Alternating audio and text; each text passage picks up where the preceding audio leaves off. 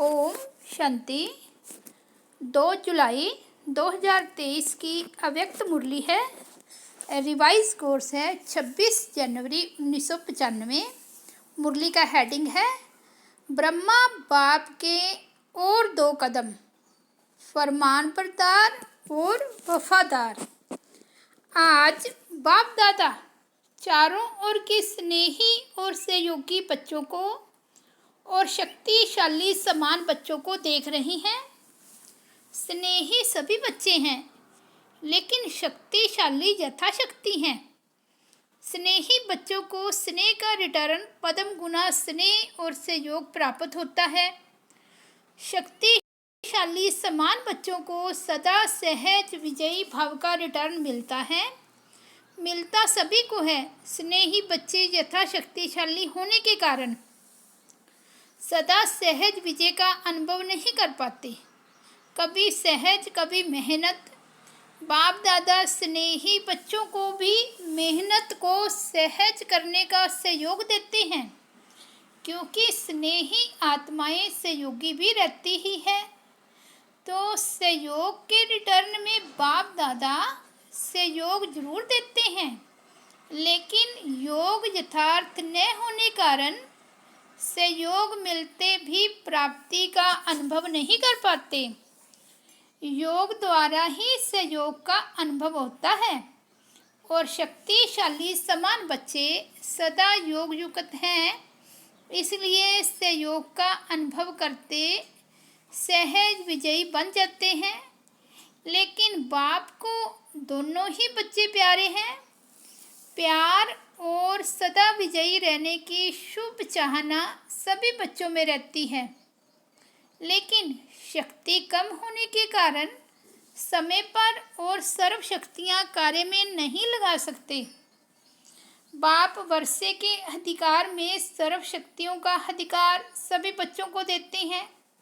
अधिकार देने में बाप दादा अंतर नहीं रखते, सभी को संपूर्ण अधिकारी बनाते हैं, लेकिन लेने में नंबरवार बन जाते हैं। बाप दादा किसको स्पेशल, किसको अलग ट्यूशन देते हैं क्या? नहीं देते। पढ़ाई सबकी एक है, पालना सबकी एक है। पांडवों को अलग पालना हो, शक्तियों को अलग हो, ऐसा है क्या? सबको एक जैसी पालना और पढ़ाई है, लेकिन लेने में रिजल्ट में कितना अंतर हो जाता है। कहाँ अष्टरत्न और कहाँ 16,108 रत्न, कितना अंतर है। यह अंतर क्यों हुआ? पढ़ाई और पालना को, वरदानों को धारण करना और कार्य में लगाना, इसमें अंतर हो जाता है। कई बच्चे धारण भी कर लेते हैं, लेकिन समय प्रमाण कार्य में लगाना नहीं आता है। बुद्धि तक बहुत भरपूर होंगे, लेकिन कर्म में आने में फर्क पड़ जाता है। ब्रह्मा बाप नंबर 1 क्यों बना? 2 कदम पहले सुनाए ना। तीसरा सदा बाप, शिक्षक और सतगुरु के फरमान बरदार बने। हर फरमान को जी हाजिर किया। बाप का फरमान है सदा सर्व खजानों के वर्षे से संपन्न बनना और बनाना। तो प्रत्यक्ष देखा कि सर्व खजाने, ज्ञान, शक्तियाँ, गुण श्रेष्ठ, समय श्रेष्ठ, संकल्पों का खजाना पहले दिन से लेकर लास्ट दिन तक कार्य में लगाया। लास्ट दिन भी समय संकल्प बच्चों प्रति लगाया। ज्ञान का खजाना, याद की शक्ति और सहनशीलता के गुण का स्वरूप, यह सब खजाने लास्ट समय तक शरीर को भी भूल सेवा में प्रैक्टिकल में लगाकर दिखाया। तो इसको कहा जाता है फरमान बरदार नंबर 1 बच्चा, क्योंकि बाप का विशेष फरमान यही है कि याद और सेवा में सदा बाप समान रहो। तो आदि से लेकर अंत घड़ी तक दोनों ही फरमान प्रैक्टिकल में देखा ना। स्नेह की निशानी है फॉलो करना। तो चेक करो, आदि से अब तक सर्व खजानों को सबके प्रति, सबके साथ साथ सेवा में लगाया है। बाप का फरमान एक श्वास व संकल्प सेकंड व्यर्थ नहीं गवाया है। तो सारे दिन में यह फरमान प्रैक्टिकल में लाया? वह कभी लाया कभी नहीं लाया? अगर कभी कभी फरमान बरदार बने और कभी नहीं बने तो किस लिस्ट में जाएंगे? अगर बाप दादा फरमान बरदार की लिस्ट निकालें तो आप किस लिस्ट में होंगे? अपने को तो जानते हो ना, क्योंकि आप सभी सर्व खजानों के ट्रस्टी मालिक हो।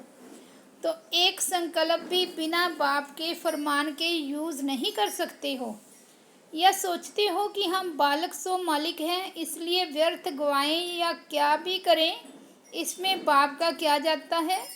बाप ने दे दिया, अभी हिसाब क्यों लेते हैं? नहीं, आप रोज बाप के आगे कहते हो कि सब तेरा है, मेरा नहीं है। कहते हो ना कि टाइम पर मेरा और टाइम पर तेरा।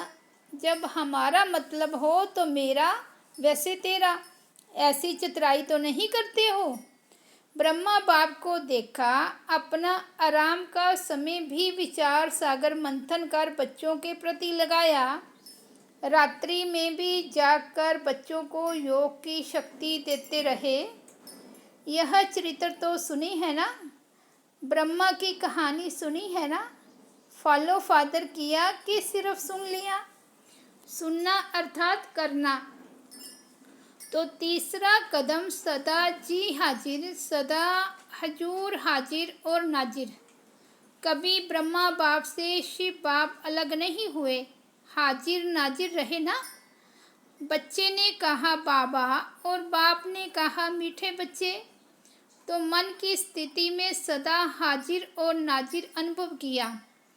सेवा में सदा जी हाजिर किया, चाहे रात हो चाहे दिन हो। सेवा का डायरेक्शन मिला और प्रैक्टिकल किया। और कर्म में सदा हाँ जी किया। हाँ जी का पाठ पढ़ाया ना, तो आप क्या फॉलो करते हो? जी, कभी हाँ जी कभी ना जी तो नहीं करते। तो प्यार का सबूत दिखाओ। ऐसे नहीं सोचो कि जितना बाबा से मेरा प्यार है उतना और किसका नहीं। मेरे दिल में देख लो, क्या दिखाऊं, क्या सुनाऊं। बच्चे ऐसे गीत गाते हैं, लेकिन सबूत दिखाओ। सबूत है फॉलो फादर। तो चेक करो स्थिति में, सेवा में, कर्म अर्थात संबंध और संपर्क में आना ही कर्म है। तीनों में सदा फॉलो फादर है। हर फरमान सिर्फ बुद्धि तक रहता है या कर्म में भी आता है?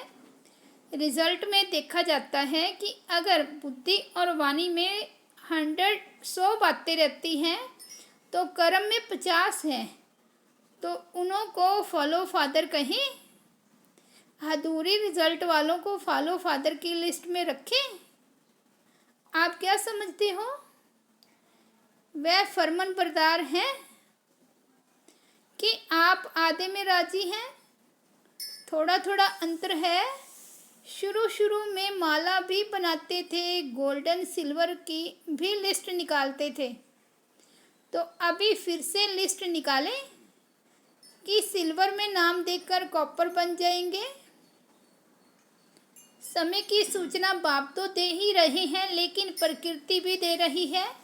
प्रकृति भी चैलेंज कर रही है। तो समय के प्रमाण आप लोग औरों को भी सूचना देते रहते हो। भाषणों में सबको कहते हो कि समय आ गया है, समय आ गया है। तो अपने को भी कहते हो या सिर्फ दूसरों को कहते हो? दूसरों को कहना तो सहज होता है ना। तो स्वयं भी ये चैलेंज स्मृति में लाओ। समय के प्रमाण अपने पुरुषार्थ की गति क्या है? बाप दादा एक बात पर अंदर ही अंदर मुस्कुराते हैं। किस बात पर मुस्कुराते हैं जानते हो?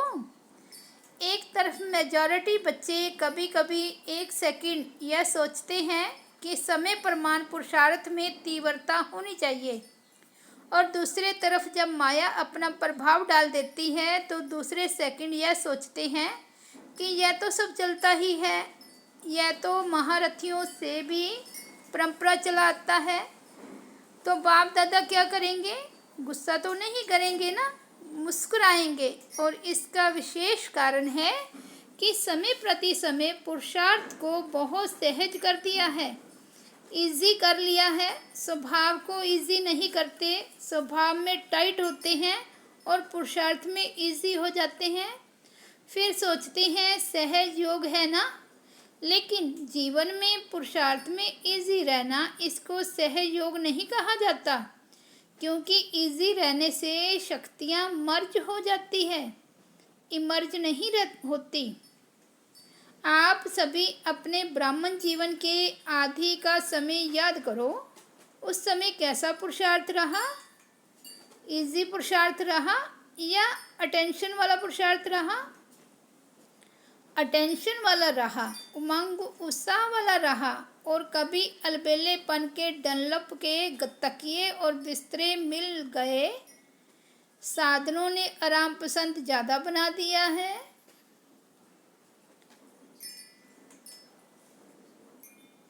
अभी अलबेलेपन के डनलप के तकिए और बिस्तरे मिल गए हैं। साधनों ने आराम पसंद बना दिया है, ज़्यादा बना दिया है।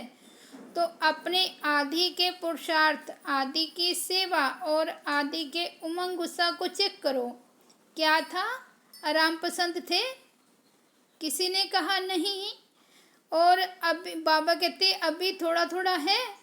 साधन सेवा के प्रति है, साधन स्वयं को आराम पसंद बनाने के लिए नहीं है। तो अभी डनलप का तकिया और बिस्तरा निकालो, पटरानियाँ बनो, पटराने बनो। भले पलंग पर सो, लेकिन स्थिति पटरानी पटराने की हो। देखो, आदि सेवा के समय में साधन नहीं थे, लेकिन साधना कितनी श्रेष्ठ रही।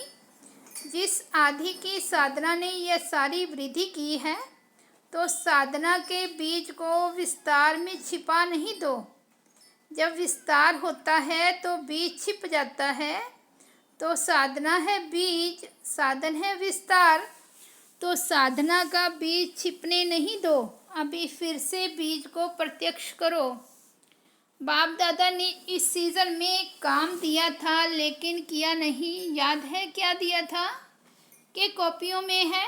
काम दिया था कि बेहद के वैराग्य वृत्ति पर स्वयं से भी चर्चा करो और आपस में भी चर्चा करो, और प्रैक्टिकल में इस साधना के बीज को प्रत्यक्ष करो। तो किया कि एक दिन सिर्फ डिबेट कर ली, वर्कशॉप कर तो हो गई, लेकिन वर्क में नहीं आई। तो वर्तमान समय के प्रमाण अभी अपनी सेवा व सेवा स्थानों की दिनचर्या बेहद के वैराग्य वृत्ति की बनाओ। अभी आराम की दिनचर्या मिक्स हो गई है। यह अलबेलापन शरीर की छोटी छोटी बीमारियों के भी बहाने बनाता है। पहले भी तो बीमारी होती थी ना, लेकिन सेवा का उमंग बीमारी को मर्ज कर देता है। जब कोई आपके दिल पसंद सेवा होती है तो बीमारी याद आती है। अगर आपको इंचार्ज बहन कहे नहीं, आपकी तबीयत ठीक नहीं है, दूसरे को करने दो, तो करने देंगे? उस समय बुखार व सिर दर्द कहाँ चला जाता है। और जब सेवा कोई पसंद नहीं होगी तो क्या होगा? सिर दर्द भी आ जाएगा और पेट दर्द भी आ जाएगा। सुनाया है ना कि अगर बहानेबाजी में बुखार कहेंगी तो टीचर कहेगी कि थर्मामीटर लगाओ, लेकिन पेट दर्द और सिर दर्द का थर्मामीटर तो है ही नहीं। मूड ठीक नहीं होगा तो कहेंगे पेट दर्द है। तो यह अलबेलेपन के बहाने हैं। बेहद की वैराग्य वृत्ति मर्ज हो गई है और बहानेबाजी इमर्ज हो गई है। बाप दादा देख रहे थे कि सभी बच्चे बहुत स्नेह से मधुबन में पहुंच गए हैं, तो स्नेह तो दिखाया, उसकी मुबारक हो। बाप दादा को भी बच्चों की खुशी देखकर खुशी होती है, लेकिन आगे क्या करना है? सिर्फ मधुबन तक पहुंचना है या स्नेह का सबूत दिखाने के लिए फरिश्ते रूप में वतन में पहुंचना है? क्या करना है? मधुबन में पहुंचे उसकी मुबारक है, लेकिन फरिश्ता बन वतन में कब पहुँचेंगे? चलते फिरते अभी सभी को फरिश्ता ही देखें, बोल चाल रहन सहन सब फरिश्तों का बन जाए। और फरिश्तों का अर्थ ही है डबल लाइट। तो दिनचर्या में लाइट नहीं बनना है, लेकिन संबंध संपर्क में स्थिति में लाइट। तो लाइट बनना आता है कि बोझ खींचता है? बाप दादा स्नेह का सबूत देखना चाहते हैं, और जब स्नेह का सबूत देंगे तो आपको तालियां बजाने की ज़रूरत नहीं पड़ेगी, लेकिन माया भी ताली बजाएगी। वाह विजयी वाह, प्रकृति भी ताली बजाएगी। तो अभी कुछ परिवर्तन करो। अभी स्वयं को स्नेह के साथ शक्तिशाली बनाओ। स्वयं के परिवर्तन में शक्ति रूप बनो। सहयोगी करके अलबेलापन नहीं लाओ। बाप दादा देखते हैं कि सब प्रति, चाहे सेवा प्रति, चाहे औरों के संबंध संपर्क प्रति अलबेलापन ज़्यादा आ गया है। ऐसे नहीं सोचो कि सब चलता है। एक दो को कॉपी नहीं करो, बाप को कॉपी करो। दूसरों को देखने की आदत थोड़ी ज़्यादा हो गई है। अपने को देखने में अलबेलापन आ गया है।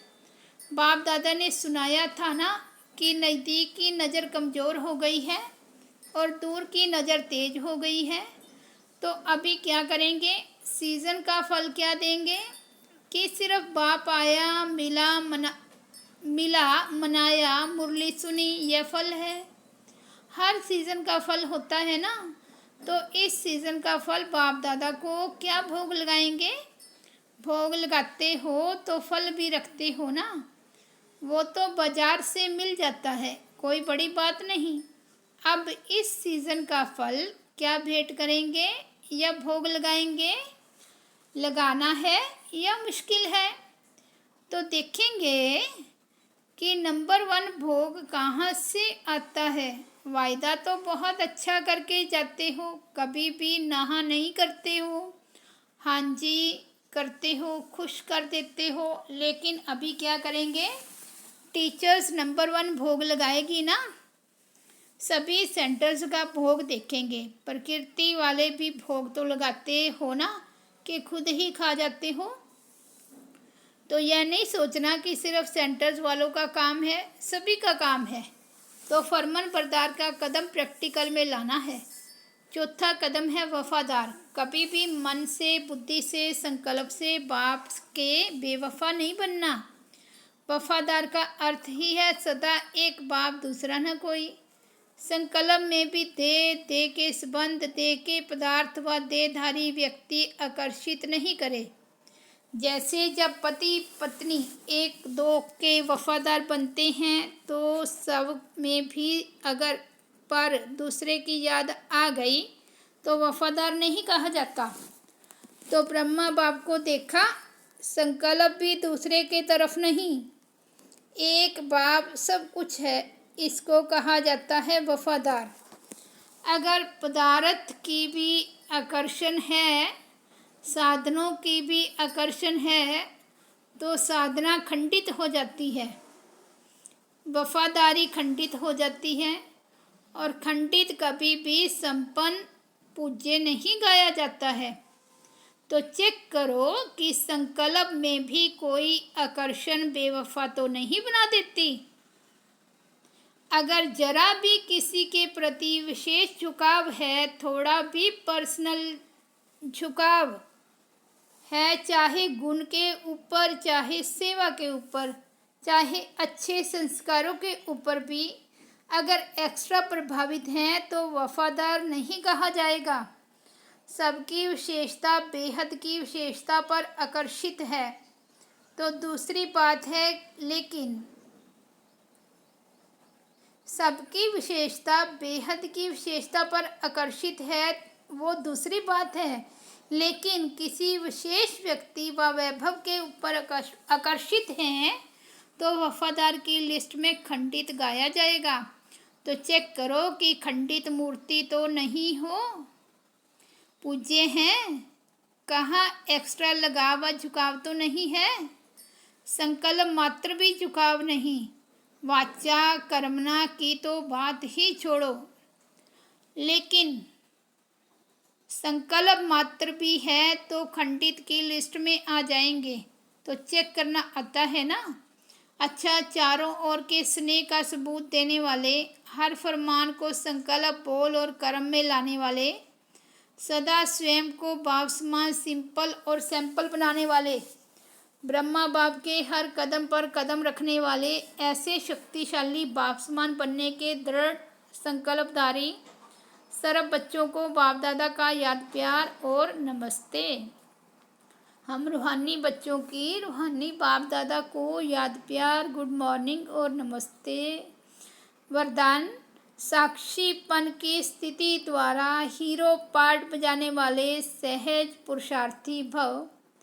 साक्षीपन की स्थिति ड्रामा के अंदर हीरो पार्ट बजाने में सहयोगी बनती है। अगर साक्षीपन नहीं तो हीरो पार्ट बजा नहीं सकते। साक्षीपन अर्थात देह से न्यारे आत्मा मालिकपन की स्टेज पर स्थित रहे।